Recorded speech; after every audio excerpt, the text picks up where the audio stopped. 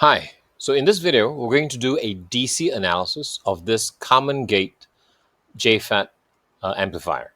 All right, so the amplifying device is this N-channel JFET transistor, and we're going to figure out what the VGS, that's the voltage across between gate and source, ID, the drain current, VDS, the drain source voltage, VG, VD, and VS. Yeah, so the gate voltage, the drain voltage, and the source voltage, all at Q point. That means at the quiescent point or quiet point when there are no signals coming in. And as usual, when we're doing a DC analysis, these are the steps that we should take. We open all capacitors because at DC level signals, the impedance of capacitors basically are infinite, right? Because it's 1 over j omega c, and omega is 2 pi f, and f is 0 hertz, so therefore it becomes 1 over 0 ohms, right? So the C1 and C2 in these cases will become open circuit, all right? So isolating VI and VO.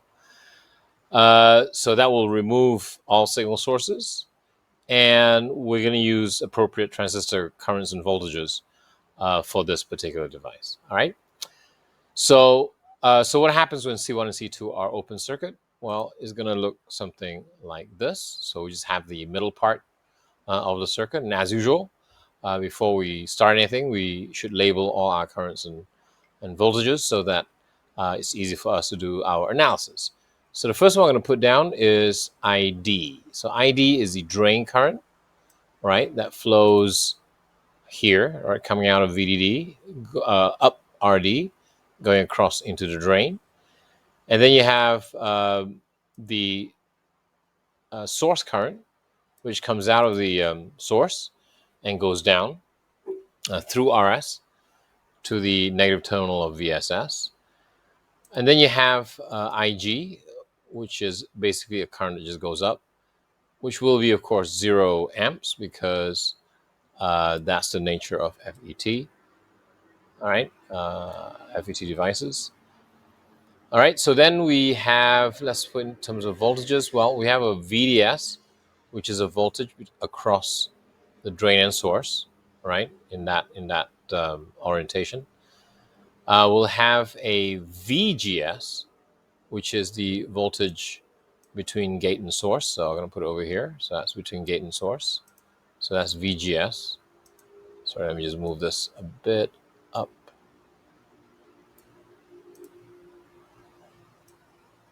All right, away a bit. All right, so that's VGS. That's the voltage between gate and source. Well, we're going to have currents going through both RD and RS. So we're just going to label a VRS, a VRD rather, pointing downwards because current's flowing up. So VRD will point down. And finally, VRS. So that's the voltage across RS because of IS coming down through RS. All right. So let's write a few equations. So the obvious ones, we're going to talk about ID.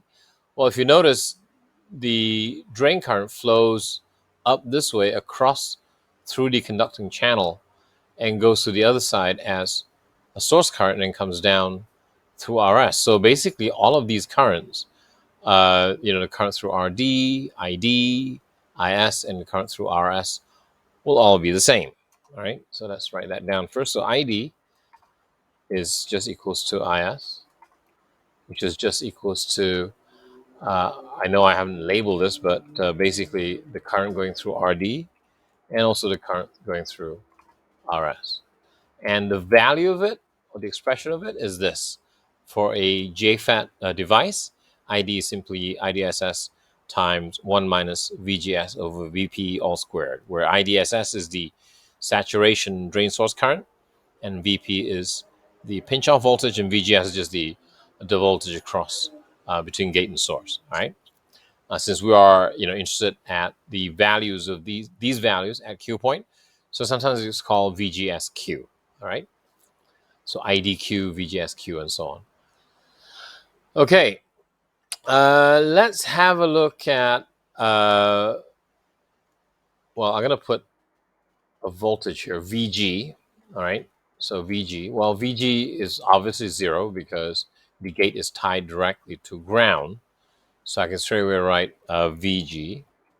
Oops, sorry. VG is simply equals to 0 volts. All right. All right. So now let's have a look at the next line. So we're going to basically figure out, well, we know what VG is, so let's figure out what VD and VSs are. All right.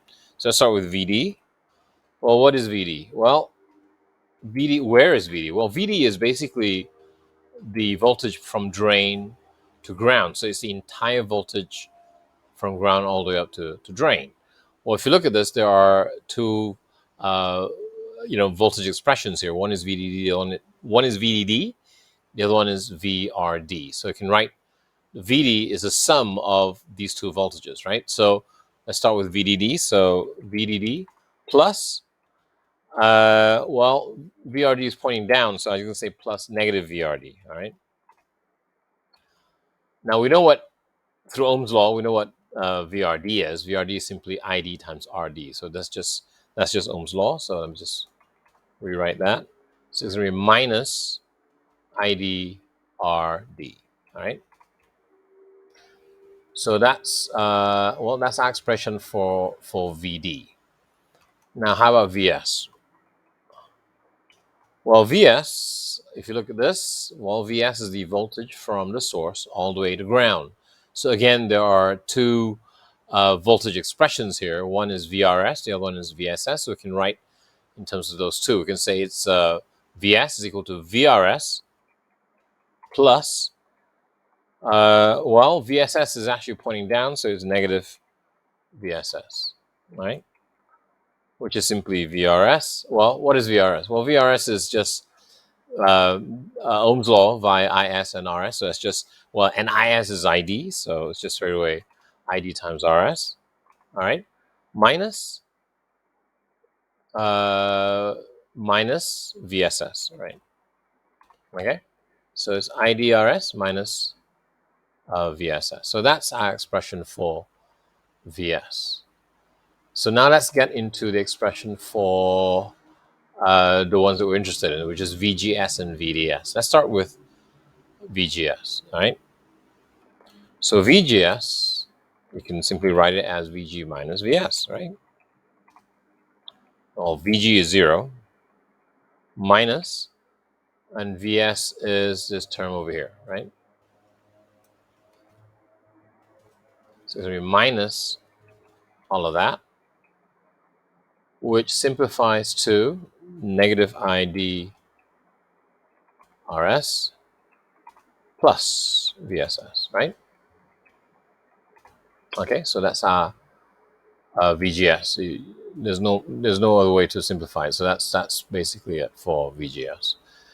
And then finally for VDS. Well, VDS is simply VD minus VS. All right, and VD is this expression here. So just put it in brackets here, minus VS. And VS is this expression here, right? All right. Okay, so what can we factor out? Well, we can factor our ID. All right. So then, so you have a negative ID RD minus ID RS. All right. So that's we're going to put that first. So minus negative ID times is going to be RD plus RS. Right. So that's negative ID RD. That's there. And then negative ID RS. So that's this one over here, right? Okay, so then we combine VDD and VSS. Well, it's going to be VDD minus plus, minus minus. So it's going to be VDD plus VSS. So it's going to be plus, I'm going to put in brackets, VDD plus VSS, right? All right, so that's the expression for VDS, right? So VDS is just all of this, and VGS is just all of this. Now, in terms of the how does this apply to the input and output characteristics? Well, first of all, let's just convert these two equations. VGS equals this, and VDS equals all of this into a y equals mx plus c form, so it's easier for us to see. So this is one I made earlier. So basically, if we were to treat the load line as a y equals mx plus c, where for the input characteristics the vertical axis is ID, and for the output characteristics the vertical axis is also ID, but horizontal will be different. So horizontal it will be VGS for input characteristics and VDS for output characteristics. So this is what you will get. So what this means in terms of the load line on the input characteristics, you're going to have a that's this one over here. So ID is equals to this term. So M is just 1 over M is negative 1 over RS. So you have a left-leaning slope where the slope is 1 over RS. Okay. And the C of y equals mx plus c is this point here, is when VGS is equal to 0. Well, when VGS equals 0, you're just going to have ID equals VSS over RS, right? So you get ID equals VSS over RS. And then where it cuts the x-axis or the VGS axis, well, that's when ID equals 0. Well, the only way that ID becomes 0 is if VGS is equal to VSS. Then you have this term minus that term, or rather this term minus that term, becoming 0. So VGS will be equal to VSS. That's this point over here. All right. So again, the gradient of this load line is controlled by negative 1 over RS. It's controlled by RS. All right. And then on the output characteristic side, you have slightly a bit more complicated expression for the load line. That's this term here. I equals this, so that's here. Okay, so that's the load line equation. And at VDS equals 0, well, when VDS is equal to 0, what you're left with was just this right term here. That's what that is. That's the intersect on the vertical axis, the ID. And then finally, where it intersects the horizontal axis is when ID equals 0. And the only way that ID can become 0 is if VDS is equal to VDD plus VSS, which is what that point is. All right. Okay, so I hope that's useful. See you guys in the next video. Bye.